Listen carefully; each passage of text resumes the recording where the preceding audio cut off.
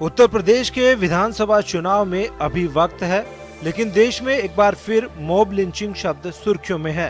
संघ प्रमुख मोहन भागवत के मॉब लिंचिंग और मुसलमानों को लेकर दिए बयान के बाद संघ नेताओं के निशाने पर हैं। भागवत ने एक पुस्तक विमोचन के दौरान अपने बयान में कहा था कि सभी भारतीयों का डीएनए एक है, चाहे वे किसी भी धर्म के हो। उन्होंने मॉब लिंचिंग को लेकर कहा कि इसमें शामिल लोग हिंदुत्व के खिलाफ हैं और लोकतंत्र में हिंदुओं या मुसलमानों का प्रभुत्व नहीं हो सकता है। हिंदू मुसलमान एकता, हमारा तो विचार ऐसा है कि ये शब्द ही बड़ा भ्रामक है। ये दो है ही नहीं, एकता की बात क्या है? इनको जोड़ना क्या? ये जुड़े हुए हैं,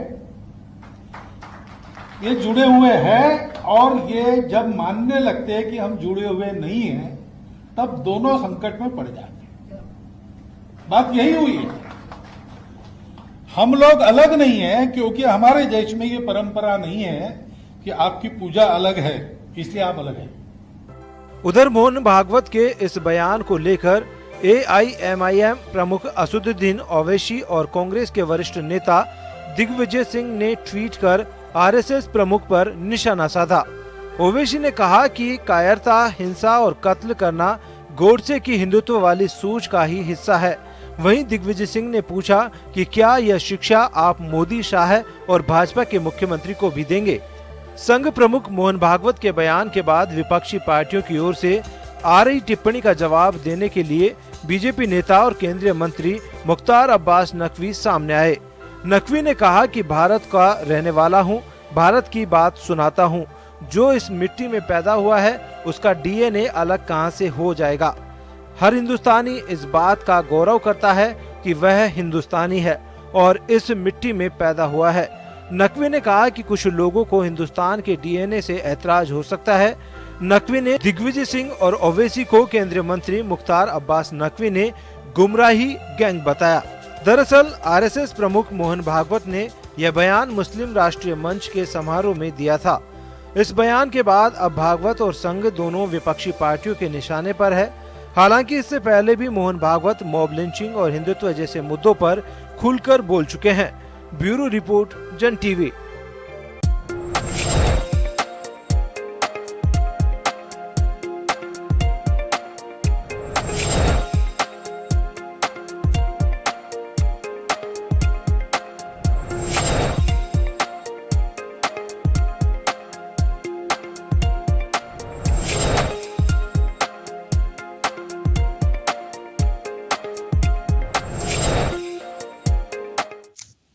नमस्कार, जन टीवी में स्वागत है आपका। मैं हूं योगेंद्र, आप देख रहे हैं खास खबर। खास खबर में हम बात करेंगे संघ प्रमुख मोहन भागवत के उस बयान की जिसमें उन्होंने कहा कि हिंदू मुस्लिम का एक डीएनए है और ये भ्रम कहीं नहीं फैलाया जाना चाहिए कि इस्लाम खतरे में है।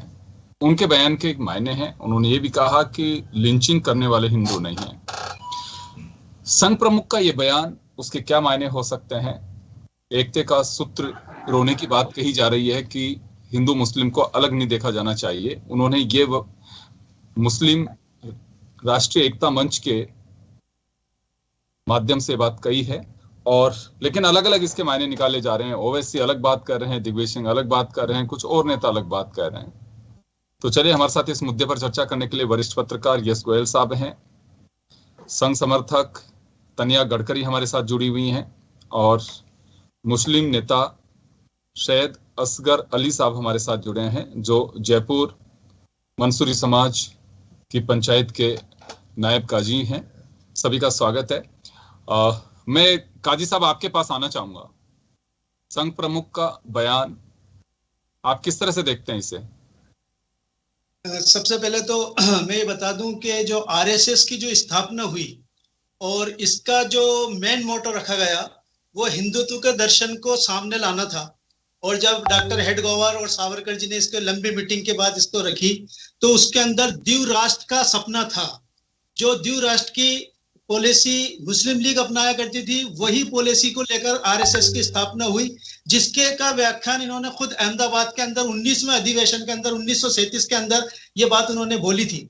इसके अलावा वक्त वक्त पर समय समय पर जो भी जब जब इसके संघ प्रचारक चेंज होते रहे, उन्होंने भी इसी बात को आगे बढ़ाया कि ये दो राष्ट्र की थ्योरी है, ये कभी भी एक साथ नहीं रह सकते।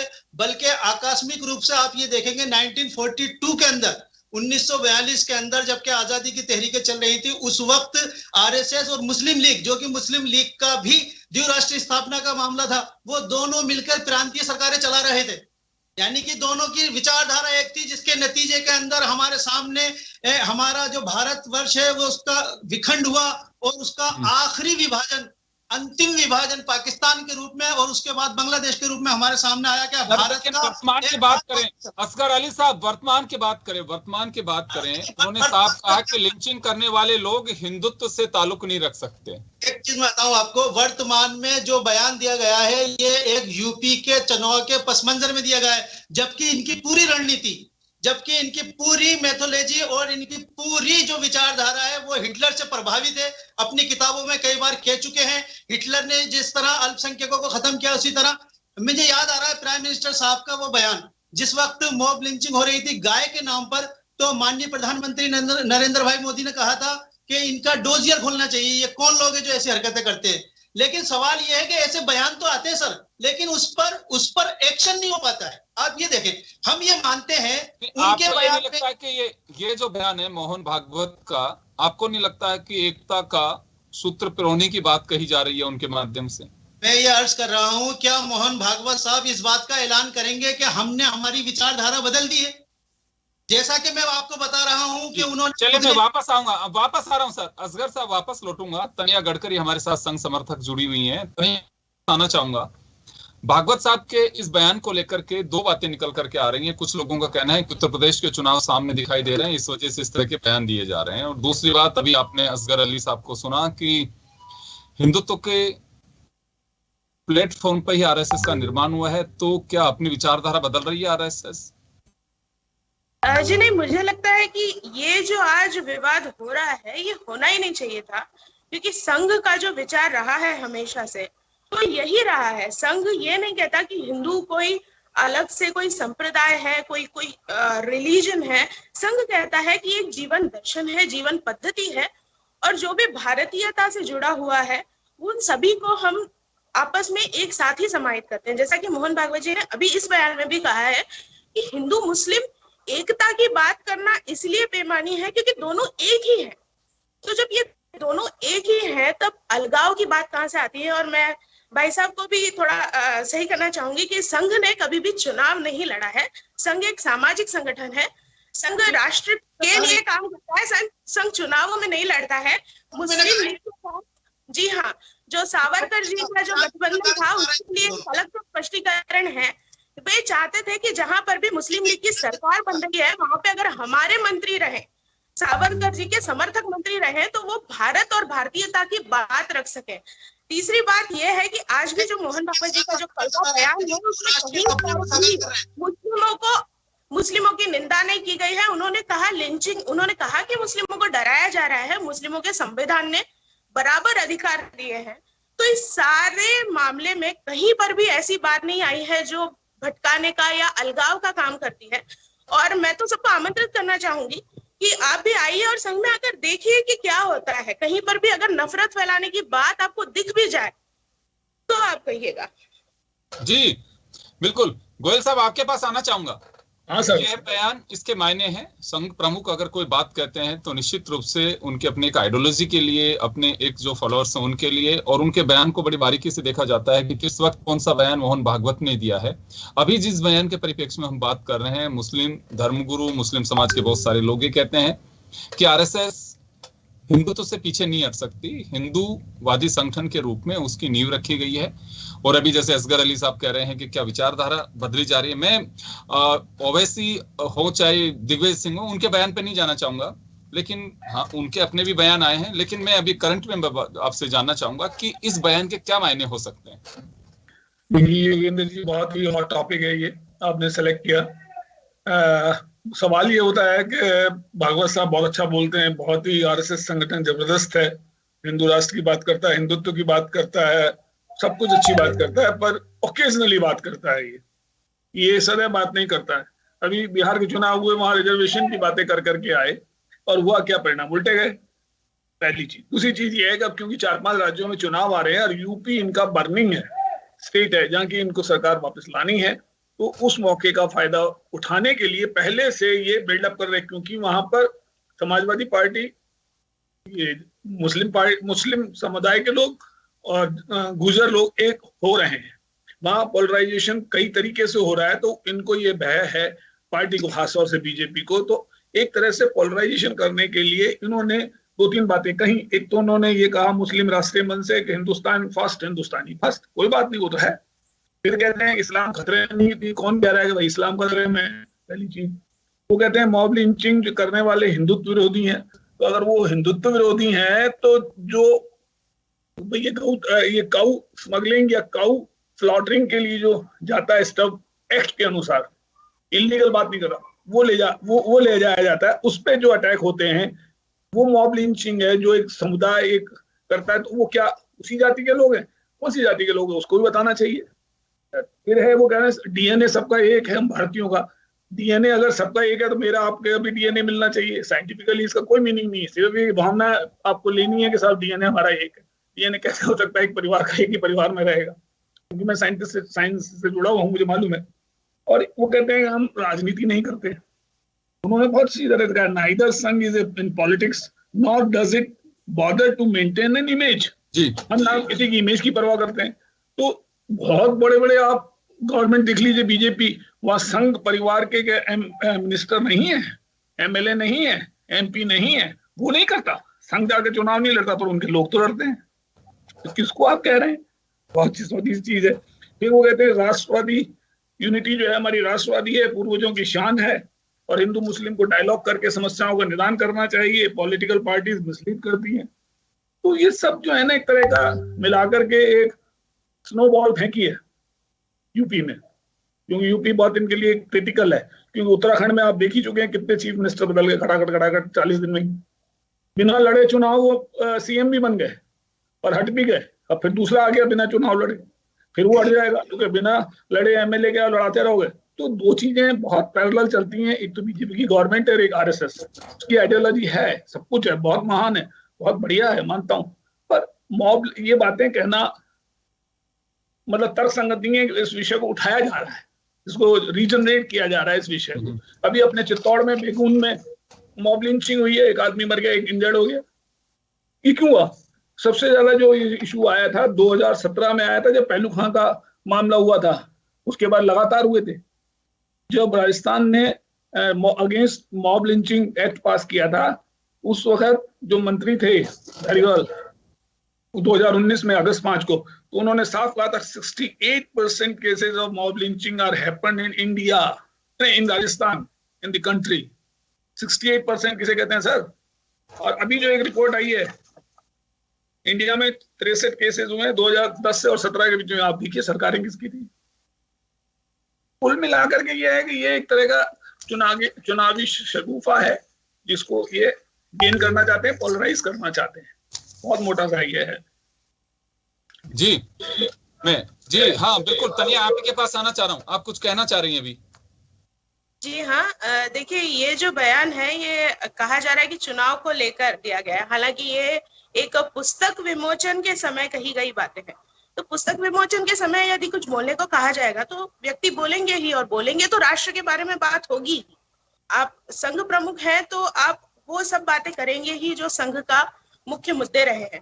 दूसरी बात जो कही गई कि, और यदि आप पॉलिटिकल गेन की बात करते हैं तो उल्टा है। कई सारे हिंदुत्ववादी संगठन जो है वो इस बयान से नाराज हो रहे हैं, क्योंकि वो इस बयान के अलग मायने निकाल रहे हैं। तो इसे पॉलिटिकल बयान तो मानना तो बहुत ही मैं कहूंगी कि बिल्कुल गलत होगा। लेकिन हाँ, जो लिंचिंग की बात हो रही है, अब उन्होंने ये भी बात की कि हिंदू जो है वो गौ को माँ मानते हैं।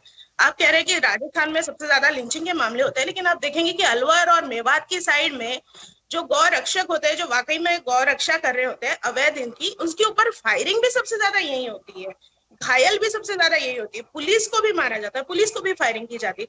तो इस तरह की जो चीजें बन रही है, तो ऑब्वियसली सभी संगठनों को और सभी रिलीजन्स जो है, धर्म है, मजहब है, सबको साथ आके इन मामलों में एक सोल्यूशन तो निकालना ही होगा ना। कि गौ यदि किसी एक संप्रदाय के लिए पूज्य हैं और भारत के सभी लोगों के लिए होनी चाहिए जितनी उनकी गौ की महिमा है उस हिसाब से, तो फिर यहाँ पर गौ हत्या जैसी चीजें ही नहीं होनी चाहिए। और जब गौ हत्या नहीं होगी तो लिंचिंग किस बात की होगी? जी बिल्कुल। असगर साहब कुछ कहना चाह रहे हैं आप? सर एक तो मैं ये बताना चाहता हूं कि एक कथा है, महाजल पलावन वाले मनु की कथा है, जो कि हिंदू धर्म में भी मौजूद है, ईसाइयों का भी मौजूद है और इस्लाम में भी मौजूद है। उस कथा का सारांश ये है कि जो महर्षि थे जिनका नाम था मनु, उन्होंने एक नौका बनाई थी ईश्वर के आदेश से और उसके अंदर तमाम ही जानवर जो थे, जो एक एक जोड़े उनके बिठा लिए थे और जो सप्त ऋषि थे उनको बिठा लिए थे और ईश्वर ने आदेश किया था कि इस धरती पर अब परले आएगा, अब सिर्फ वही बचेगा जो इस नौका में होगा। ये ऐसी घटना है जो कि हर धर्म की किताब में मौजूद है। तो फिर उसके बाद परले आया, इस धरती जल पूरी तरह जलमग्न हो गई, सालों महीनों तक परले रहा और उसके बाद जब ये शांत हुई धरती तो उसके बाद सिर्फ वो जो सप्त ऋषि थे उन्हीं के साथ मिलकर ये पूरे भारतवासी पूरी दुनिया फैली। जो ब्राह्मण था वो भी डूब गया, जो क्षत्रिय था वो भी डूब गया, जो शूद्र था वो भी डूब गया। उसके बाद तो सारे के सारे ऋषियों की संतान है, सप्त ऋषियों की संतान है, ये समझ लेना चाहिए। इसी बात को इस्लाम ने इस तरह से वाली बात नहीं है मैडम, मैं तथ्यपरक बात कर रहा हूँ, महाजल पलावन मनु की बात कर रहा हूँ और ये बात मैं कर रहा हूँ। दूसरी बात जो तानिया मैडम ने कही, वो यही तो कह रहे हैं, मैं बोला नहीं, सुन ले तानिया मैडम ने ये बात बोली कि आप शिविर में आइए, देखिए शिविर के अंदर राष्ट्रपिता महात्मा गांधी जी को बुलाया गया, संघ के द्वारा राष्ट्रपिता महात्मा गांधी को एक दिन शिविर में बुलाया गया और शिविर के अंदर गांधी जी ने संघ के जितने भी स्वयं सेवक थे उनको संबोधित करते हुए ये कहा कि अगर संघ ये सोचता है कि मुसलमान गैर हिंदू हैं, वो गैर मजहब हैं और यहाँ रहने का उन्हें हक नहीं है, तो वो गलत है और इस तरह वो हिंदुत्व की हत्या कर रहा है। ये बात जो मैं कह रहा हूं, इंडिया आफ्टर गांधी जो पुस्तक है रामचंद्र गुहा की, उसके पृष्ठ नंबर 18 से मैं बोल रहा हूं। तो आप मुझे क्या दिखाओगी शिविर में बुला के? आप तो ये कहो कि आप द्विराष्ट्र राष्ट्र के सिद्धांत को आप तर्क कर चुके, तो मैं मानूं। असगर अली साहब स्मरण में लिया जाता है। तनिया जी रुकिए। असगर अली साहब वो आपको आमंत्रित इस हिसाब से कर रहे हैं, अगर गांधी जी ने भी कहा वहां पे, गांधी जी को ऐसा लगता है तो आमंत्रित तो किसी को भी किया जा सकता है। आपको भी ये कर रही हैं, गांधी जी को भी किया होगा पहले, और भी किसी को किया होगा। क्या राष्ट्र के सिद्धांत से मुंह फेरते हैं?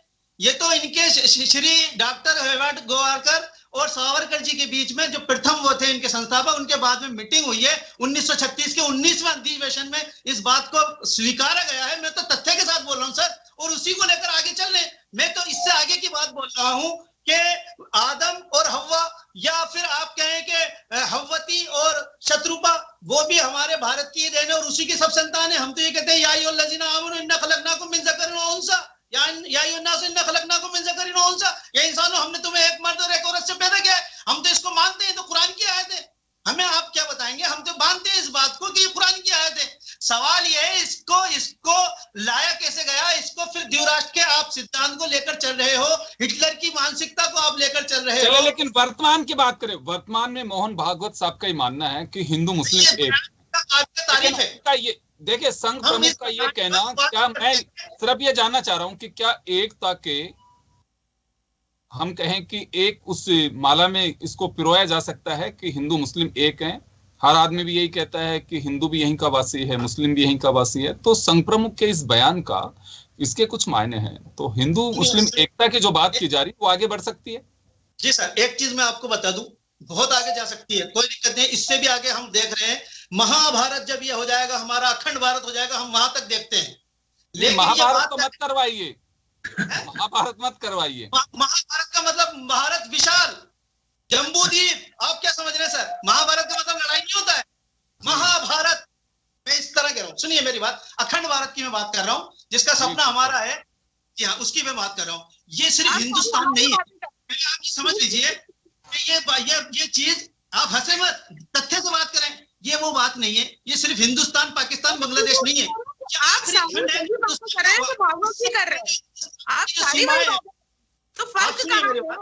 हिंदुस्तान की जो सीमाएं, एक तरफ हम जापान से टकरा रहे थे, एक तरफ ईरान तक हमारी सीमाएं थी। ये है हमारा विशाल अखंड भारत, जिसका सपना हम देखते हैं, जो हमें मिलेगा और मिलकर रहेगा। अब सिर्फ आप जब बात करते हैं सिर्फ हिंदुस्तान की, तो हमारे जो आदिवासी भाई हैं, जो मूल निवासी भाई हैं, असल आपने उनको दोयम दर्जे का नागरिक बना रखा है।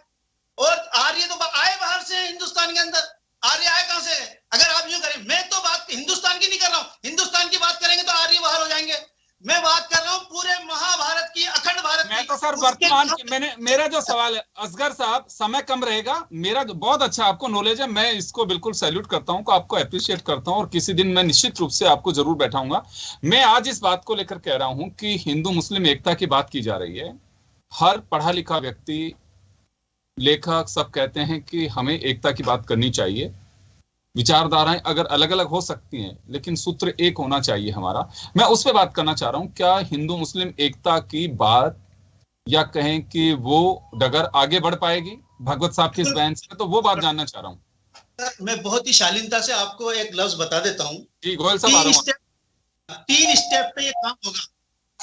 पहला स्टेप मोहन भागवत जी ने बता दिया है।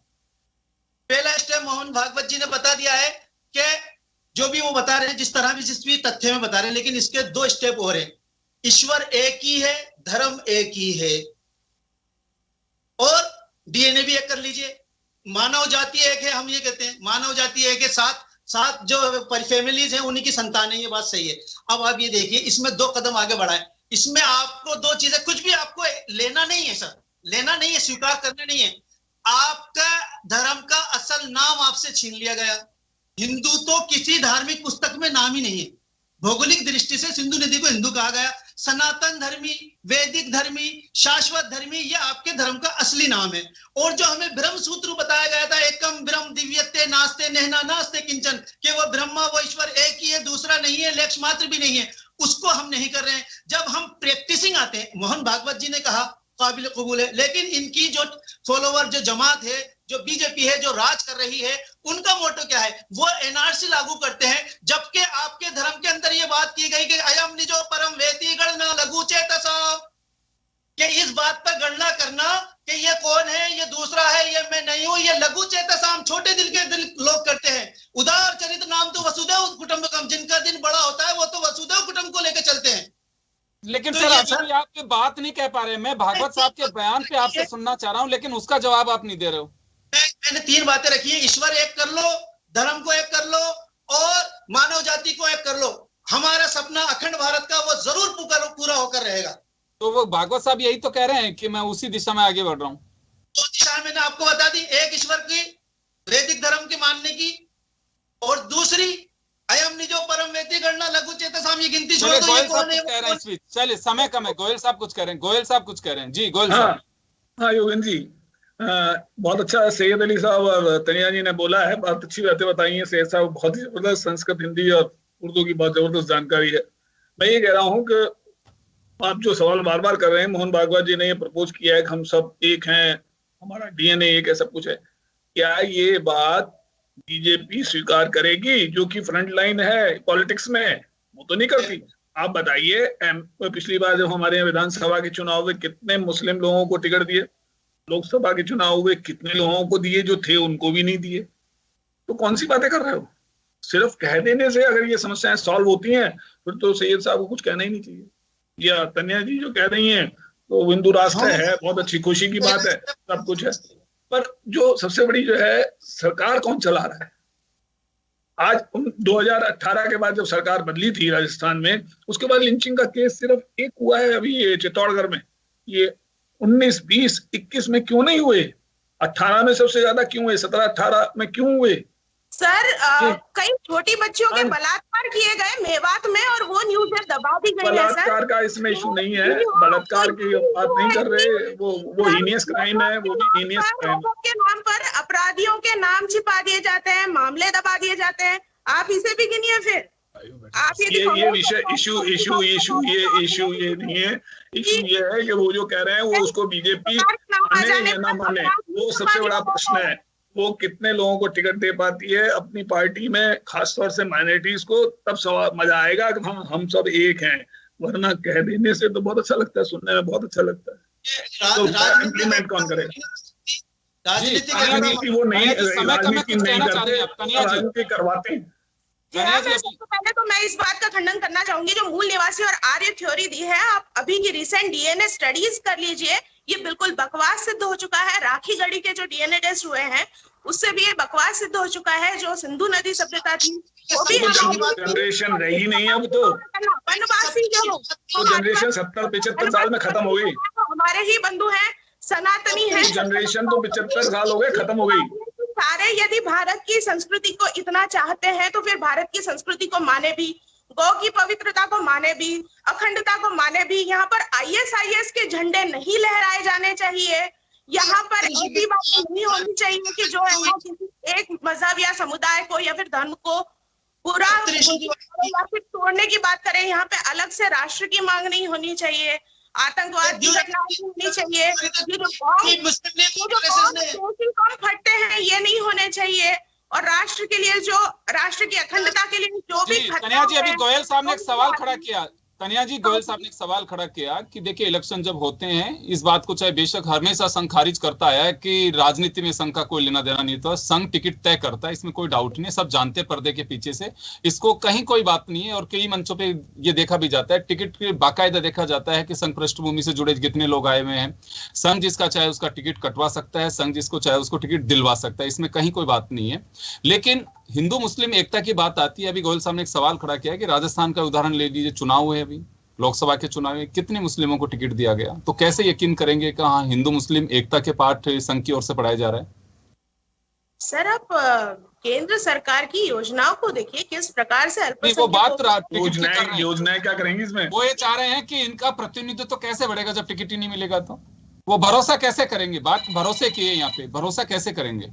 जिन्होंने वोट दिया है वो आगे इसमें राजनीति में भी आएंगे भी, प्रवेश भी करेंगे। और जब प्रवेश करेंगे, देखिए राजनीति से पहले मुस्लिम जुड़े नहीं थे भाजपा से, धीरे धीरे जुड़ना चालू हुए तो उसके साथ ही वो पॉलिटिक्स में भी आए। तो मोर्चा बना हुआ है, आपके तो मोर्चा बना हुआ है, अल्पसंख्यक मोर्चा है। बिल्कुल, राष्ट्रीय अल्पसंख्यक मोर्चा है। हाँ देखिए ना, आप सिर्फ नाम, मैं क्षमा चाहूंगा, मैं माफी चाहूंगा। खैर कन्हैया जी मैं सॉरी, समय का अभाव है, मैं रोकना चाहूंगा, समय का अभाव है, माफी चाहूंगा, रोकना चाहूंगा। चलिए, हमारे अतिथि हमारे साथ में जुड़े, अपने अपनी बात कही है, और निश्चित रूप से इस बयान के मायने हैं, अपने अपने नजरिए से देखा जाता है, एक जर्नलिस्टिक अप्रोच है गोयल साहब की, उस पार की नजर से उन्होंने देखा, आपका अपना एक नजरिया है, हमारे साथ असगर साहब जुड़े हुए हैं, उनका अपना एक नजरिया है। आप सभी का बहुत बहुत शुक्रिया, और खास खबर में इतना ही, दीजिए इजाजत, नमस्कार।